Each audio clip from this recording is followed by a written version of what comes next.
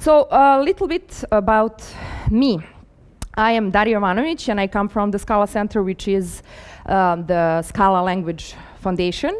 And I've been born and raised in Belgrade, but I'm living in Switzerland, Lausanne, since 2012. And for the last 2.5 years, I'm working at the Scala Center, where I'm responsible to create purposeful events such as education, training, networking. Maybe you've heard about the Scala Days, Scala Sprees, contributor summits, and such things. Then I am trying to lead the discussions and decision-making processes such as the Scala Improvement Process, and internal and external communication such as blogs and reports. I'm basically in our team at Scala Center, and in Scala community I'm known as that one person that facilitates worthwhile meetings, the person that gets things done. So today I'm here to share some of my experience working and navigating the uncharted waters of this transition Scala 2 to Scala 3 from a less than talked about perspective, which is the communications and community perspective, or as I like to call it, my perspective. So when I first started at the Scala Center back in September 2017, I remember like it was yesterday. Heather Miller, at the time she was a director and also a founder of the Scala Center, she came to me and she said, Darja, you need to go and meet the people. You need to see what they do. You need to find out how to support them. Technology is made by people. You need to support the people. And I was like, oh, that's great. I take your advice. But actually, where do I start? Where do I start meeting people, and who are these people? So today, 2.5 years later, I'm in a position to give a talk I wish existed back when I started.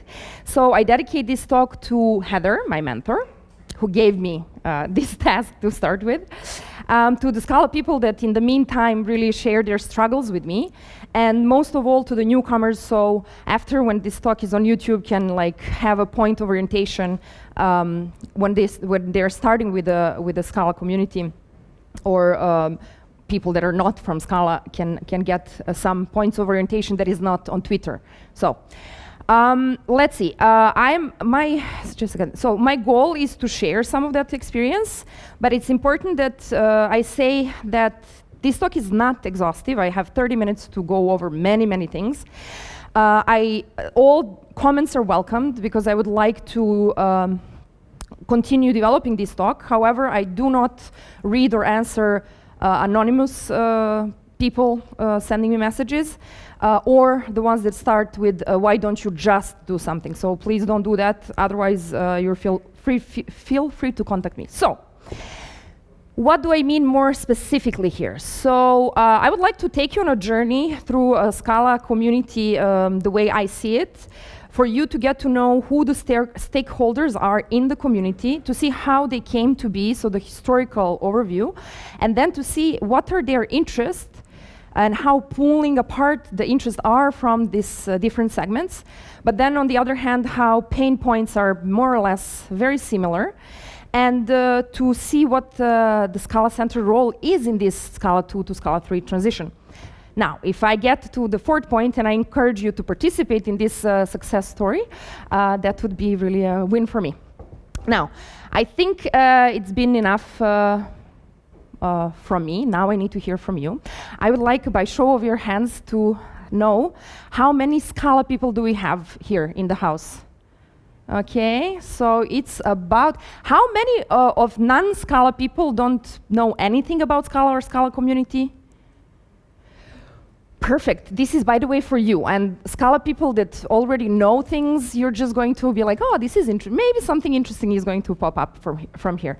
Okay, so now I need an answer. So you've read my, probably the abstract, and I gave a little introduction.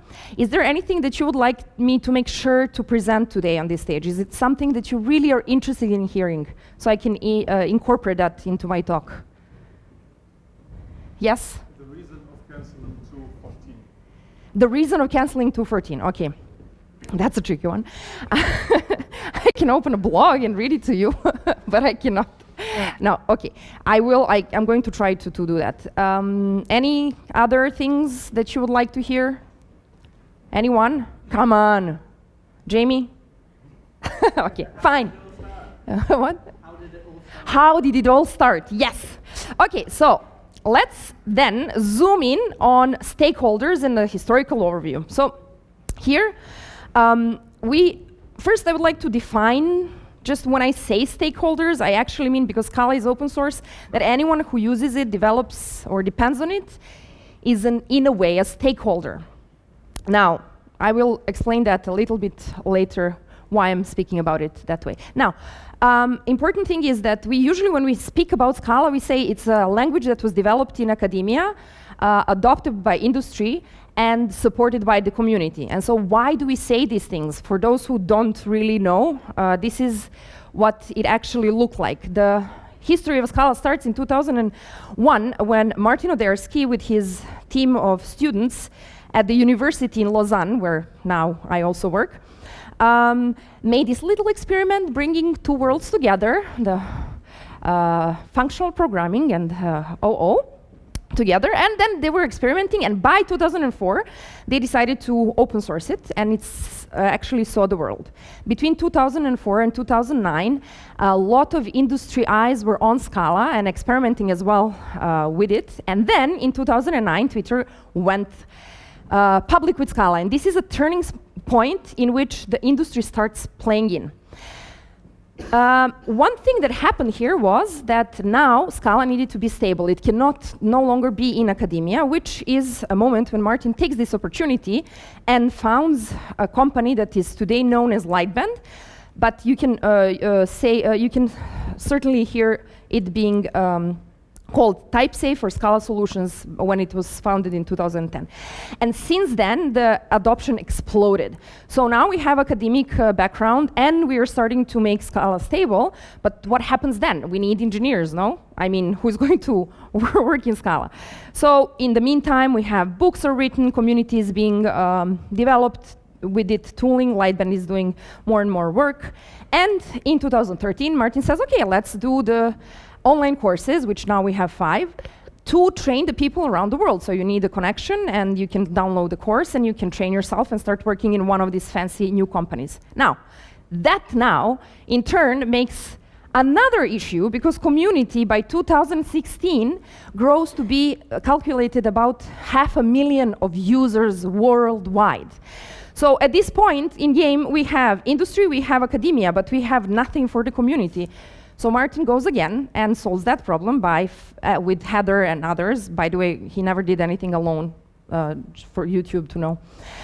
And founds the Scala Center, which here we are on the stage today. Now, we see that Martin was busy all this time. So where does Scala 3 and Dotty come in this timeline? Well, it seems that he was not busy enough, because back in 2012, he decided to start a new project called Dotty Project. And 8 years later, here we are, dealing with that becoming the Scala 3. So it's already been cooking for some time. It's not something new. It didn't come upon us from nowhere. It was always open source, and you could always see it, but it was never really completed. We're on our road. So as you can see, in 2018, on a keynote opening of Scala Days, even though I was a program manager of Scala Days, I thought he's going to say, the talk that he suggested was Scala 2.13 and beyond.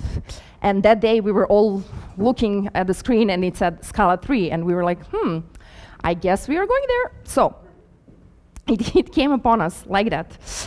Now, now that we located those areas, I would just like to a little bit zoom in and make a count of people in each of these areas. So, academia, as I said, EPFL, Switzerland, Martin Odersky, his team is called LUMP team, and a sub-team of that is Dotty team. Other schools started adopting it because it's a really nice language to learn from. And here, in this picture, you can see a recent dinner. We had the Christmas dinner.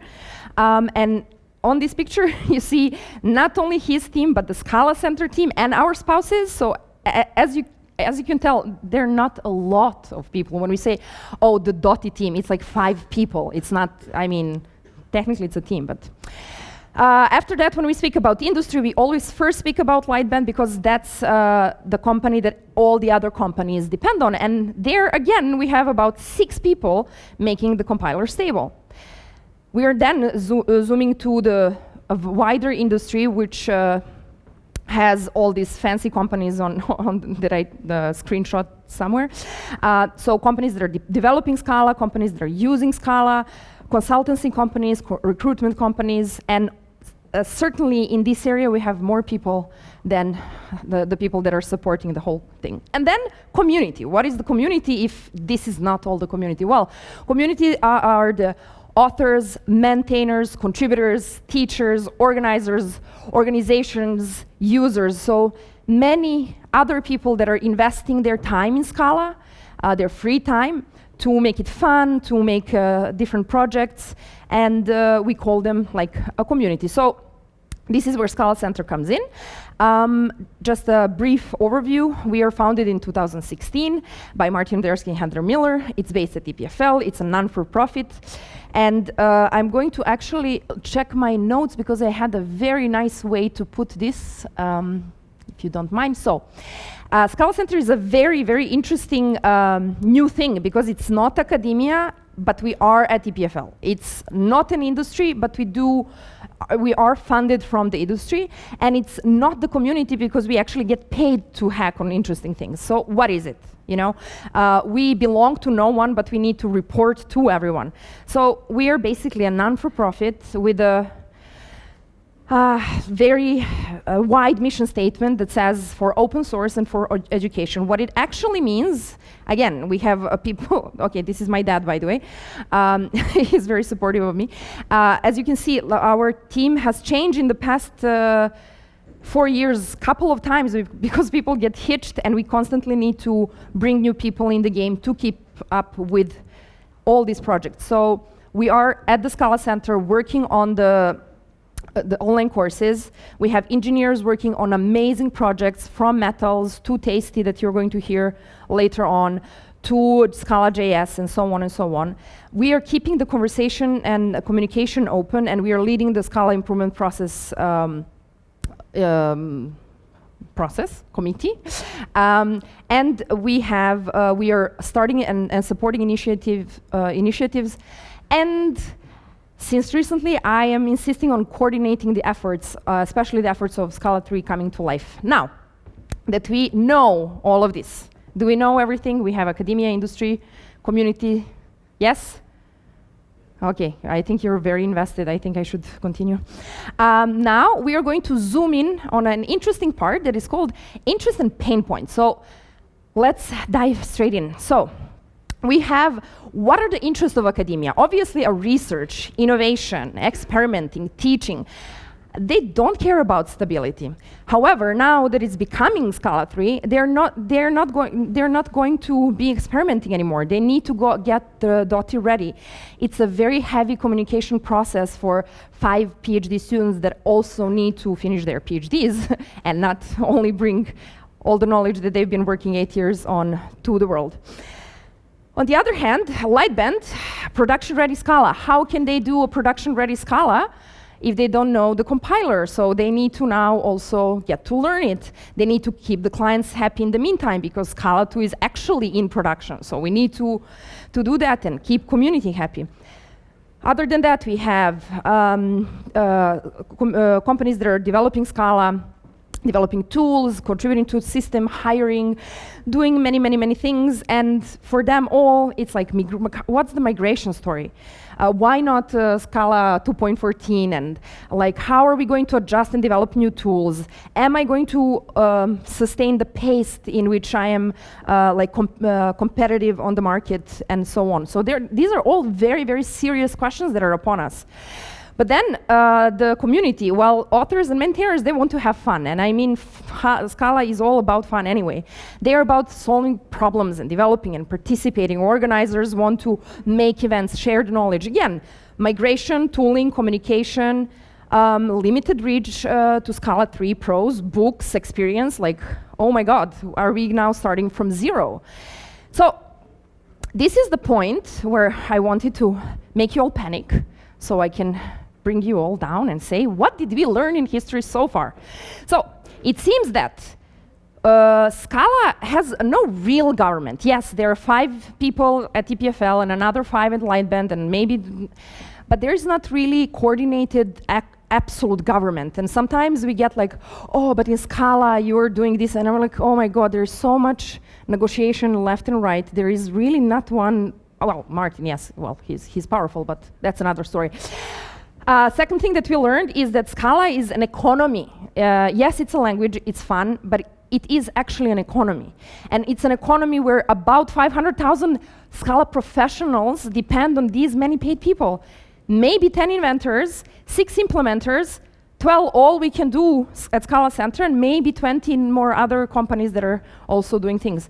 So with this breaking change coming to these numbers, the odds are really against us, unless we realize that this is just another opportunity. Because let's see what Martin did so far. Again, I'm bringing your attention to this. When people were yelling at Scala or Martin, well, we need stability, he responded with Lightband. When we were like, oh, but there are not enough trained people, he said, okay, let's do the online courses. And when the community started the uproar, the Scala Center was founded. So let's see, how can we make sure that what's coming to us is not only something that all the segments are yelling at us 20, but also realize that we are all in the same pot together of economy, and our livelihoods and our family livelihoods depend on this. So let's chill and let's see how to turn all these problems into opportunities. I mean, this is what I suggest. But. So the problems that we have faced are migration, tooling, teaching, and training engineers. Obviously, there are many more problems, but these are the four that we can categorize. So let's see what's already under works. So these are, by the way, these are all the companies that need answers to these questions. So that means that there is really a big opportunity if you jump on board with Scala 3 to be very needed to go there. So Martin already had this fall, he taught Scala 3 for the first time. So there is a record of that. So teaching is going to be online on online courses soon. I cannot tell you exactly the date. Keep your eyes open and make sure that you jump on board.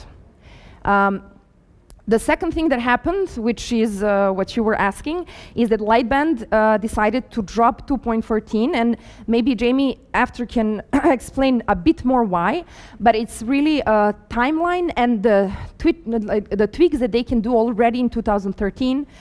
That's then going to feed into Tasty, which he's going to speak about later, so that we have a shorter period of time to get Scala 3 going.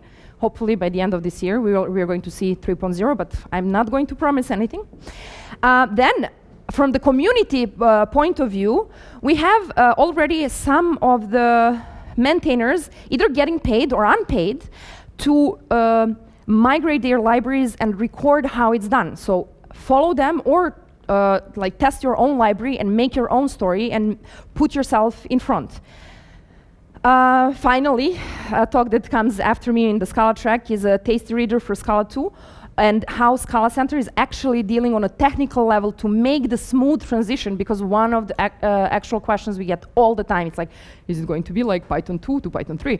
Like, no, it's not going to be. First, they were first, so we saw the mistakes, and second, it's a completely different language, and we have the type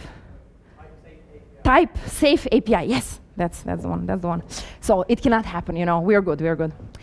And finally, like, we're going to be working on metals and other tooling at Scala Center, and hopefully JetBrains is also joining the efforts. I'm not going to say more than that, but they are very eager to help with tooling, JetBrains, thank you, in Scala 3.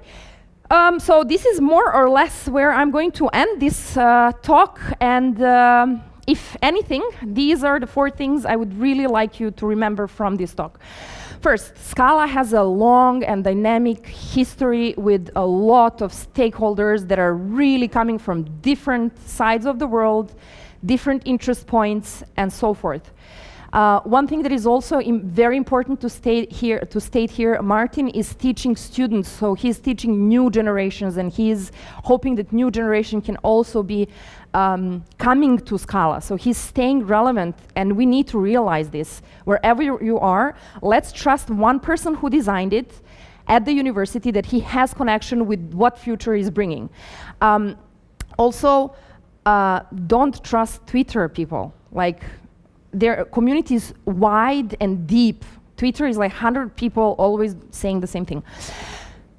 Scala community is awesome. It really is. And they have kept this going for 20 years. You know, it's not something that happened yesterday. The third point I really want you to take is problems equal opportunities. Like, switch your brain to that.